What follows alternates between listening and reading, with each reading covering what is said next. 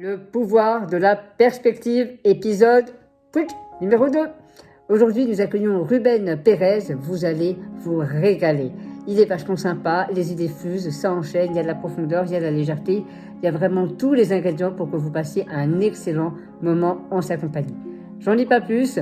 Gardez en tête que le plus important dans l'existence, c'est jamais ce qui vous arrive. Ce qui compte, c'est vraiment l'histoire que vous vous racontez par rapport à ce qui arrive. Ce qui compte, c'est ce que vous allez faire avec ce qui vous arrive. Le pouvoir de la perspective, épisode 2. C'est parti, c'est maintenant. Bon, salut Ruben, comment vas-tu? Salut Christophe, je vais très bien, comme tu le sais d'ailleurs. Ouais. Ouais, je suis vraiment content de te recevoir ici dans cette petite série d'interviews sur le pouvoir de la perspective. On se connaît depuis quelques temps, mais est-ce que tu peux te présenter en quelques mots pour les personnes qui ne te connaissent pas? Qui Bien es-tu? sûr, alors moi je prépare les prises de parole principalement de dirigeants d'entreprise, mais aussi de personnes qui vont organiser des événements, donc de speakers lors d'events, genre du style conférence TEDx. Et je fais ça depuis 8 ans. Et voilà, je suis dans le storytelling, dans la rhétorique. Je rédige, j'envoie, je reçois des prises de parole où je me dis, oh là là, qu'est-ce qu'il allait me dire, le pauvre. Et après, je lui dis, bon, allez, on change tout. Et tiens, c'est parti. Après, voilà, ensemble, on travaille sur le fond, la forme, pour que ça ait de l'impact ou que ça puisse convaincre une audience ou une cible. Pour faire clair, simple. Magnifique, merci Ruben. Et alors, je peux pas m'empêcher de te demander, mais il y a une espèce d'ananas qui traîne sur tous tes visuels. Ça vient d'où ce fruit? Est-ce que tu es fan d'ananas? Qu'est-ce qui se passe avec cet ananas, quoi?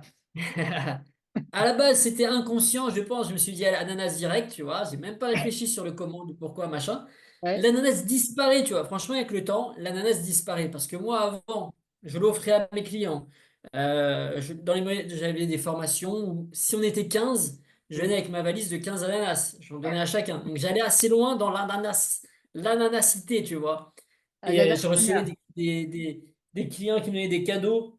J'ai des peluches d'ananas, des casquettes, des chaussettes ananas, enfin, tu vois. Donc, c'était pendant 2 3 ans assez hardcore ananas. Et là, depuis 4 ans, moins ananas, je dois t'avouer, tu vois, j'en parle plus trop. Voilà, il disparaît au fur et à mesure, mais je pense que ce qui représente pour mes clients, c'est le recul dont ils ont besoin pour mieux communiquer, tu vois.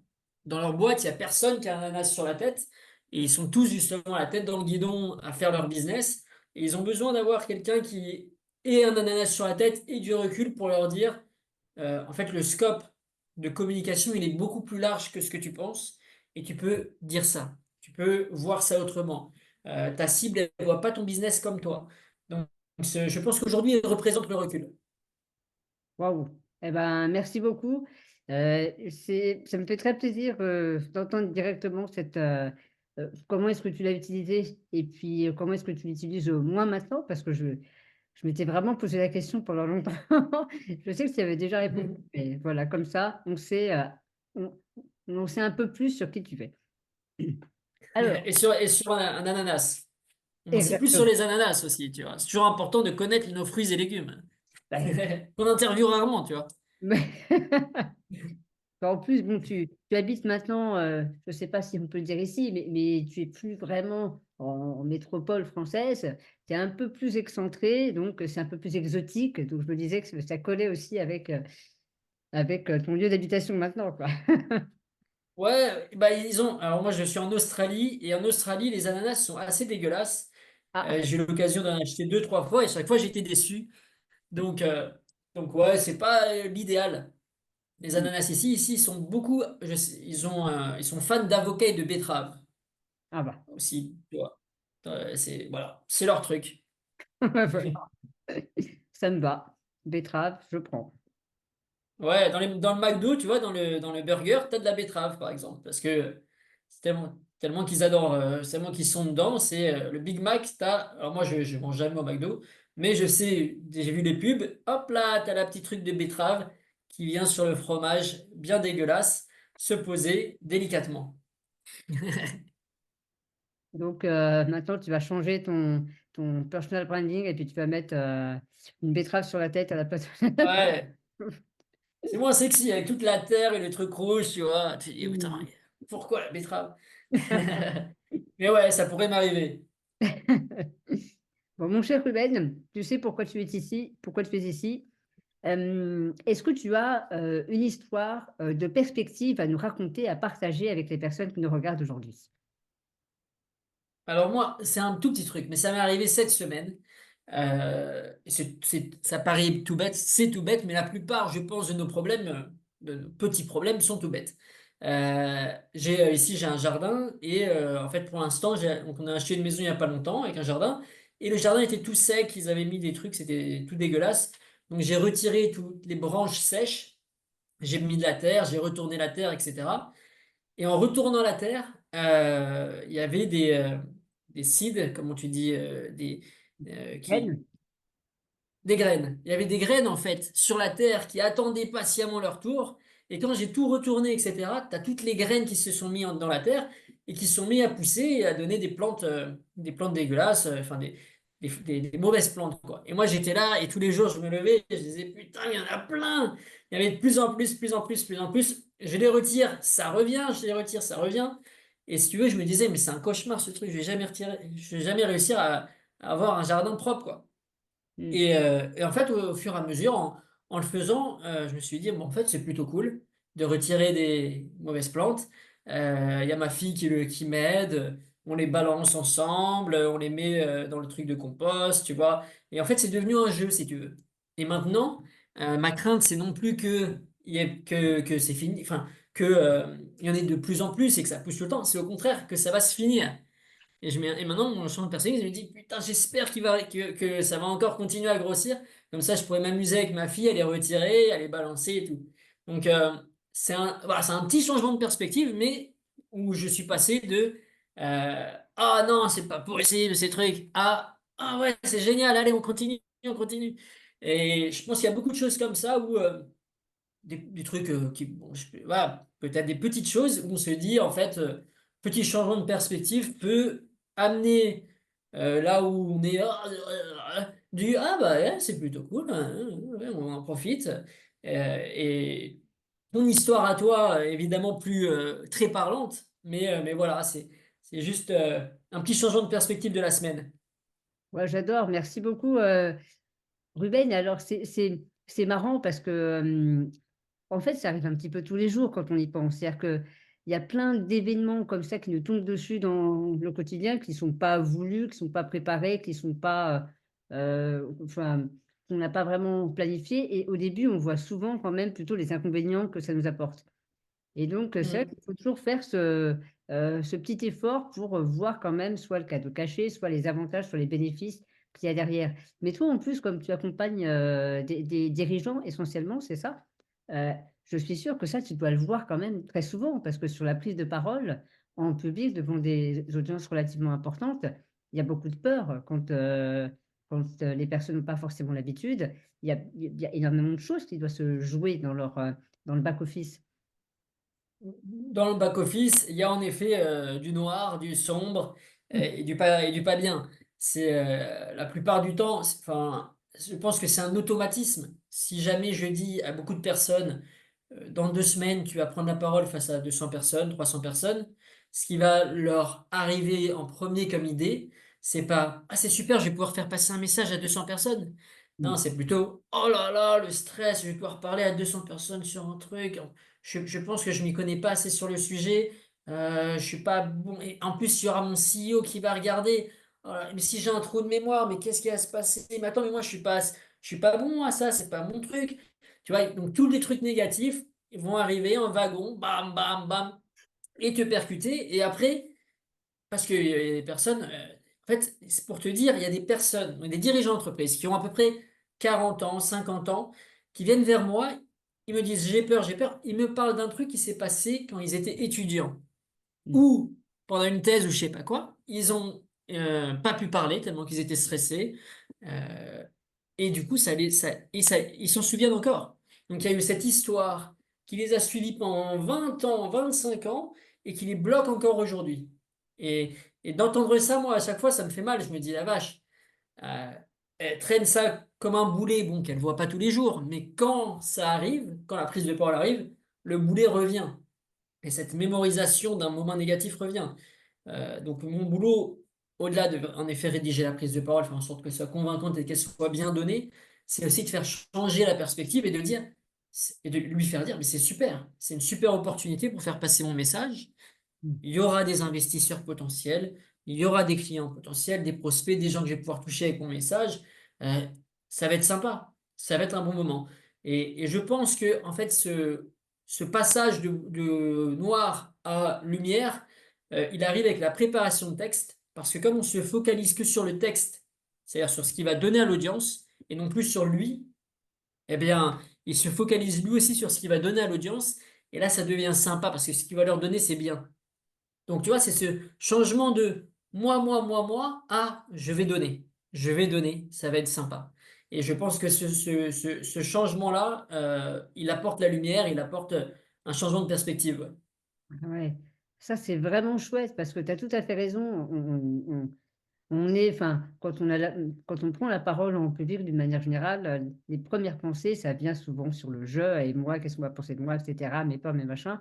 Alors que tu as tout à fait raison, quand on se concentre sur qu'est-ce que je veux donner, tout simplement, qu'est-ce que je veux apporter, et ben ça et mécaniquement, tout un tas de peurs s'effritent un petit peu et puis, se dissolvent. C'est assez magique, en fait, hein, quand on fait vraiment ce travail-là, comme on est décentré de, soi-même et qu'on est vraiment centré sur les personnes qui sont devant soi, ça change beaucoup de choses. C'est fou. Et alors, d'où est-ce que ça vient ça, d'après toi, cette 1re intuition qui est de d'abord voir quand même le de tout ce qui pourrait mal se passer, en fait, dans une prise de parole? D'où est-ce que ça vient ça? Parce que c'est assez franco-français en plus ça, non? Ouais, c'est assez franco-français. Je pense que c'est. Nous, on a la peur de se mettre en lumière. Beaucoup.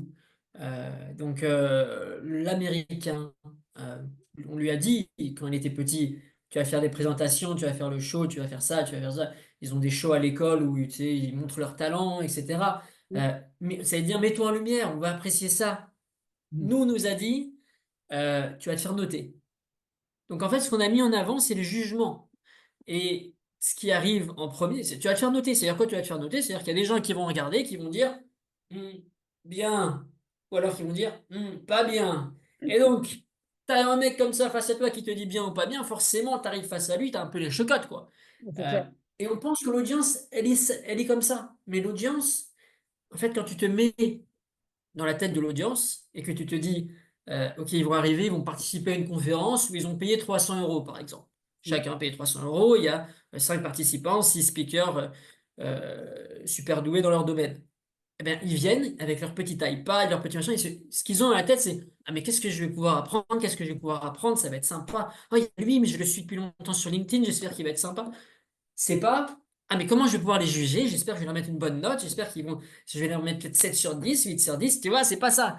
Et donc, le moment où tu comprends ça, que les mecs, ils sont venus pour apprendre, qui sont venus pour passer un moment sympa, prendre du plaisir, apprendre qui tu es, eh ben, tu vas vers cette direction-là. Mmh. Et ça change complètement ta perspective. Donc, je pense que la source, elle est dans le jugement de la prise de parole, peut-être en France, et que sa solution, c'est de se dire non, ils sont pas là pour me juger, ils sont là pour apprendre, ils sont là pour passer un bon moment, ils sont là pour. Tu vois, ils sont pas si difficiles que ça, en fait. Mmh. Mon audience n'est pas si difficile que ça. Si je fais des E ou si à un moment je leur dis attendez, alors là, j'avais préparé un truc, mais j'ai un trou de mémoire. Bon, c'est pas grave. Ils s'en foutent complètement. Ils Mmh. s'en foutent complètement. Donc, il faut vraiment se dire, se mettre dans la tête de l'audience et se donner une image vraiment objective de l'audience et non pas les petits diablotins qui arrivent avec leur carnet à te noter, quoi. C'est sûr que, vu comme ça, c'est pas très engageant quand même. Ouais, ouais. Mais c'est vrai en plus, hein, quand, même le fait de ne pas chercher à être, parfait et donc d'être vraiment concentré sur soi et ben, ça nous humanise un petit peu plus aussi et en fait, ça crée des ponts, ça nous rapproche aussi de l'audience. Ça, c'est un truc que moi j'ai vécu plein de fois en fait, où, il y a une espèce de distance lorsque j'essaie d'être trop parfait, d'être trop un bon speaker. Mhm. Bah, je vois bien que ça crée de la distance. En plus, avec le parcours que, tu connais, ils disent: «Ouais, non mais lui, laisse tomber, il est tout là-haut, quoi. Jamais je pourrais être comme lui. Ah ouais. Ça crée de la distance, en fait. Alors que la vulnérabilité, la simplicité, toutes ces choses un peu basiques que l'on vit tous les jours, le fait de le mentionner, d'en parler, de le dire ouvertement et puis avec beaucoup de simplicité, bah, ça rapproche beaucoup, ça crée des ponts, c'est clair, ouais. Mm. Ouais, on n'a pas besoin d'histoires rocambolesques Mm. et on n'a pas besoin du par cœur, on n'a pas besoin du parfait. Euh, Mm. Tu vois, ça, c'est pas nous. Moi, en fait, le truc aussi, c'est que très souvent en France, on s'invente un personnage quand on prend la parole en public. Donc je sais pas, moi, j'ai Frédéric, j'ai Cécile, je lui parle pendant 45 minutes pour comprendre son entreprise, sa cible, etc., etc. Elle me parle et après je lui dis, ok, c'est parti. Allez, montre-moi un petit peu ce que ça donnerait l'intro si on fait ça. Et là, tout d'un coup, le Frédéric, le Cécile, il se transforme. Il devient, je sais pas, robot Frédéric, robot Cécile. Et ça devient bonjour tout le monde. Pour commencer, j'aimerais vous parler de comment. Je lui dis, attends, mais Frédéric, c'est pas toi ça, qu'est-ce que tu me fais là? Ouais, non, mais c'est vrai, mais je vais quand même pas y aller en mode naturel. Si, pourquoi tu vas? Et en fait, et ça, c'est difficile. Mm. Ça, c'est extrêmement difficile de faire passer de ce qu'on a l'habitude de voir dans la prise de parole en public, c'est-à-dire, j'aimerais vous montrer dans un premier temps comment, nanana, tu vois, des trucs vraiment où c'est pas toi, à, en fait, non, mets ça de côté, oublie ce que tu as vu dans des TEDx, ces machins, des DD. Si on te voit toi, tu vas cartonner. Si, avec ce message-là, si en plus tu me le donnes en étant toi, c'est tout ce que je te demande. Et ça, c'est difficile. C'est un déclic qui est pas facile. Ok, Je me ouais. souviens même plus de ta question, mais en tout cas, ma réponse, c'est ça. Écoute, je me souviens plus non plus de ma question, mais j'aime beaucoup ta réponse. Et, et tu as raison, encore une fois, et c'est pas facile, je trouve, de trouver cette justesse de posture Mm, entre la personne et puis le personnage. Parce qu'on ne doit pas voir que la personne, évidemment, sur scène, parce qu'on n'est pas intéressé par réellement qui est Christophe Bichet exactement. Ce qui nous intéresse, c'est quel message est-ce qu'il va chercher à nous transmettre. Donc, il y a besoin d'un peu des deux quand même. Je trouve que que cette subtilité de positionnement, cette justesse de la posture entre je suis qui je suis et puis j'arrive comme je suis, mais en même temps, vous n'êtes pas là pour m'entendre mm, parler de qu'est-ce que je vais faire bien à sûr. 8 heures, comment est-ce que je cuisine mes pommes de terre le soir, quoi, tu vois. Et ouais. Non, mais c'est ça, c'est exactement ça. C'est comment, en fait, c'est comment je viens préparer pour Mm. être moi. Ouais, c'est Tu vois, ça. comment je me prépare à être moi. Et souvent, dans la prise de parole, on se dit, si tu te prépares, c'est pour être quelqu'un d'autre. C'est pas du tout ça. L'exercice, c'est au contraire se préparer à être soi, parce que si jamais je t'envoie sans préparation, tu vas être quelqu'un d'autre. Et tu vas être quelqu'un d'autre, et en plus, ton message ne va pas être très impactant, puisque ça va être partir un petit peu à droite à gauche, ça va être déstructuré, C'est et vrai. tu vas me raconter des trucs pendant 3 heures où je vais me dire, bon, quand est-ce qu'il arrête de me parler de ça? Je comprends pas, j'ai pas suivi là où est-ce qu'il en est. Donc, il faut venir préparer, il faut venir structurer, mais en même temps, après, c'est toi qui vas prendre la parole, tu vas changer évidemment le texte que je vais t'envoyer, et ça va devenir le texte de Frédéric, le texte de Cécile, et non pas le texte de Cécile écrit par Ruben, tu vois. Donc, Mm. euh, donc ouais, il y a une difficulté là-dessus qui est pour moi, dès que je vois le déclic, en fait, c'est là où j'ai de la fierté, tu vois. Quand je vois qu'il y a des prises de parole après qui ont été filmées, etc., et que je vois que Frédéric a été Frédéric, que Cécile a été Cécile, Mhm. j'ai le sourire. Là, je me dis, voilà, Ok. top, c'est bon. Ouais, ouais, ça c'est vraiment chouette. Et alors, qu'est-ce qu'ils te disent, Frédéric et Cécile, après avoir fait des prises de parole, qui sont évidemment, enfin, qu'est-ce qu'ils font comme retour sur leur dialogue intérieur versus quand ils viennent te voir avant? Alors, c'est super intéressant parce qu'en fait, ils sont beaucoup plus difficiles avec eux-mêmes après le coaching. Ah, Euh, Ils viennent me voir, ils me disent, Ruben, moi je suis pas très doué là-dessus, c'est pas un exercice dont j'ai l'habitude, j'aimerais bien ne pas stresser trop, j'aimerais bien ne pas avoir de trop de mémoire, j'aimerais bien que ça soit clair. Et après, quand on se prépare et quand ils vont prendre la parole, là, ce qu'ils me disent, c'est pas ça. C'est Ruben, est-ce que tu penses que c'est assez impactant quand je dis ça? J'ai l'impression ici que la transition, elle n'est pas assez fluide. Je sais pas si ça va convaincre réellement. Tu vois, ils sont beaucoup plus sur le détail, ils sont sur le texte, et donc ça, moi, mm, je leur dis pas, évidemment, ils en ont même pas conscience. mais c'est super important parce qu'il passe de moi, hein, mon stress, mes trous de mémoire, mes machins, à ce qu'ils vont donner à l'audience. Exactement ce que je te disais, tu vois, ce qu'ils vont donner. Est-ce que c'est assez structuré? Est-ce que c'est assez fluide? Est-ce que c'est assez fort ici? Est-ce que ce mot, on s'en fout des mots d'ailleurs. Pourtant, je leur dis que tu me dises astuce ou alors conseil, je m'en fous, hein. Et hop, ce changement-là, il est hyper important. Donc, en général, ils me disent, donc, ils me disent d'abord, ok, je vois qu'ils sont plus durs. Après, ils passent. Bon, ils me disent, heureusement que j'ai fait appel à toi, blablabla. Mais ce qu'ils me disent aussi, c'est, en fait, j'en ai fait des caisses pour rien. Hmm. Tu vois, ça vient les taper là.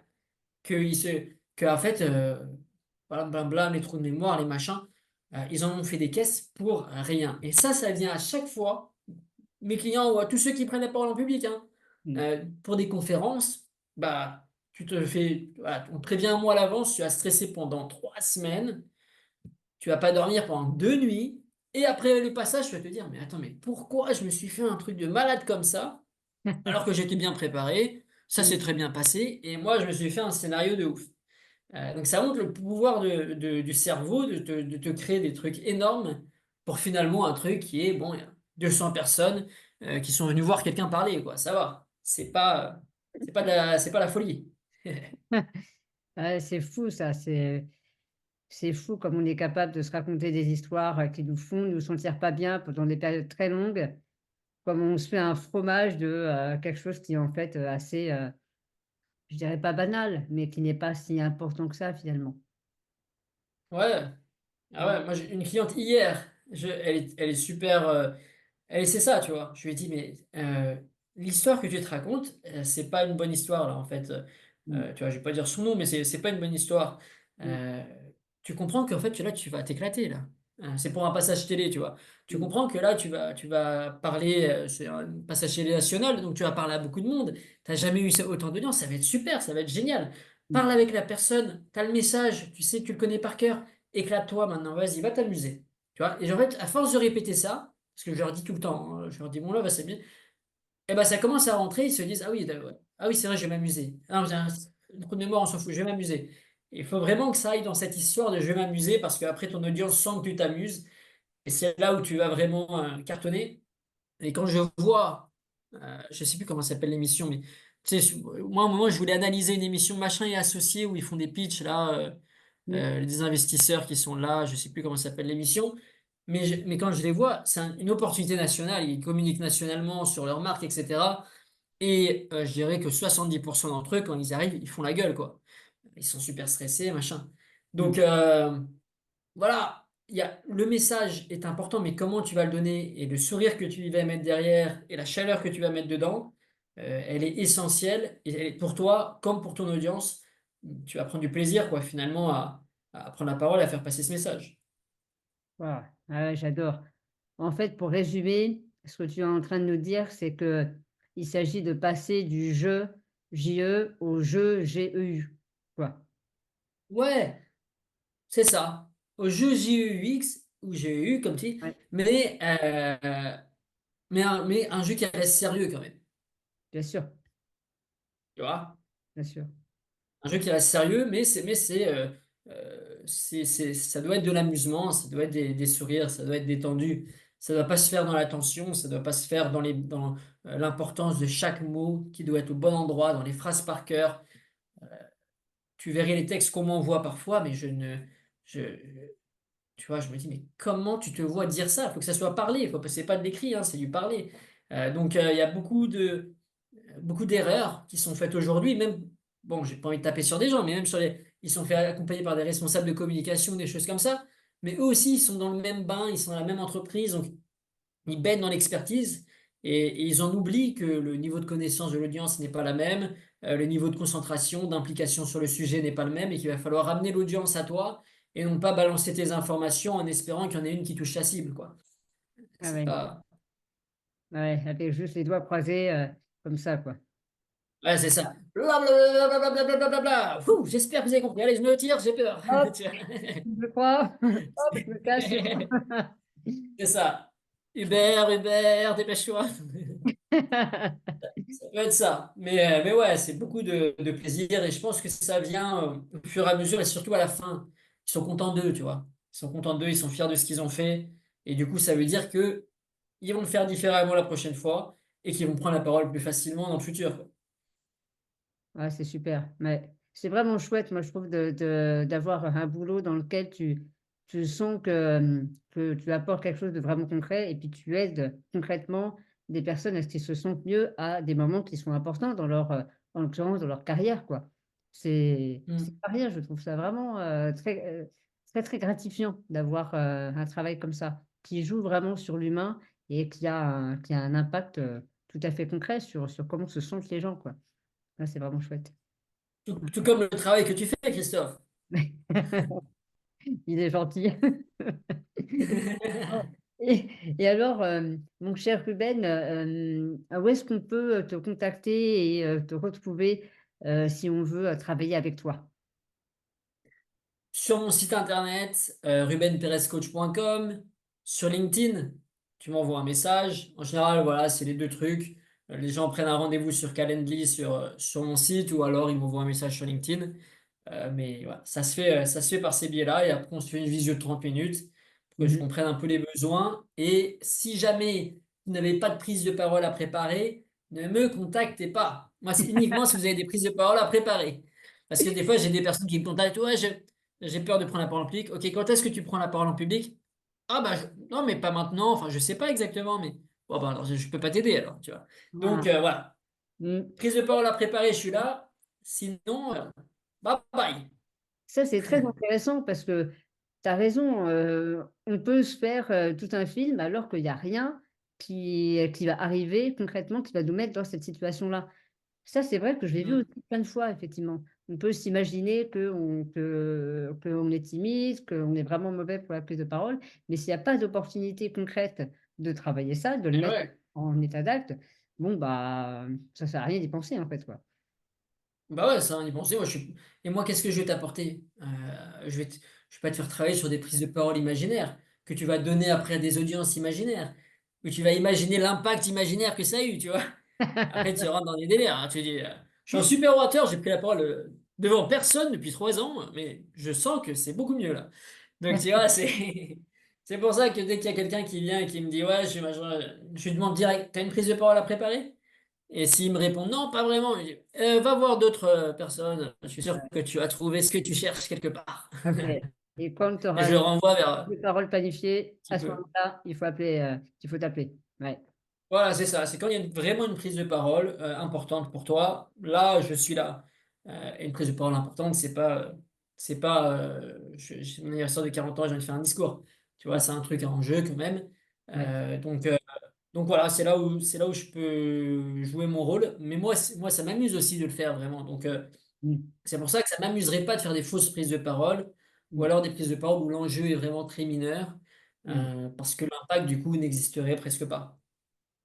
Je comprends et je trouve ça vraiment chouette que tu le dises parce que ça montre bien dans quel domaine est-ce que toi tu es inspiré, qu'est-ce qui te branche et puis dans quelle zone de jeu est-ce que tu t'éclates vraiment. Et je pense que c'est quand on a identifié aussi ces endroits où on a beaucoup à donner, où on s'amuse, où on sait qu'on est pertinent, que qu'on peut donner le maximum pour les personnes qui correspondent vraiment à cette case-là, entre guillemets. Et ça, je trouve ça cool que tu l'aies bien identifié. Comme ça, au moins, il n'y a pas de. Tout le Mm. monde est content, quoi. Tout le monde sait à quoi s'en tenir.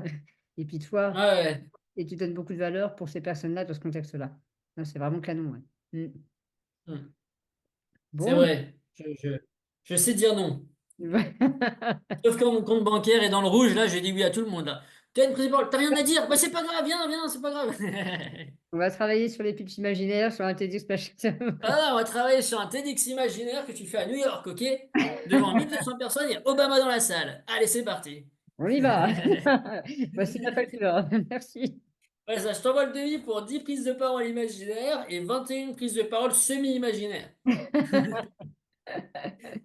Ah là, j'adore. Euh, Bon, et Ruben, merci infiniment pour ton partage. un plaisir. Je souhaite qu'il y ait encore beaucoup de mauvaises herbes dans ton potager. Mais ben, pour que tu en On profites. croise les doigts, on croise les doigts. Voilà, exactement. Au pire, tu peux balancer quelques graines comme ça le Ouais, soir. c'est ça. Je vais Voilà. en acheter. Ça va être un investissement après, tu vois. T'as encore des graines, mais c'est pas possible, ça.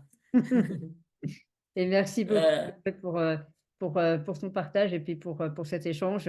On le sait tous les deux, le plus important, c'est pas du tout les événements, qui soient passés, présents ou à venir, mais c'est vraiment comment est-ce qu'on les prépare, comment est-ce qu'on les travaille dans notre tête, comment est-ce qu'on les imagine. Et ça, ça joue énormément sur comment on vit notre vie, tout simplement, quoi.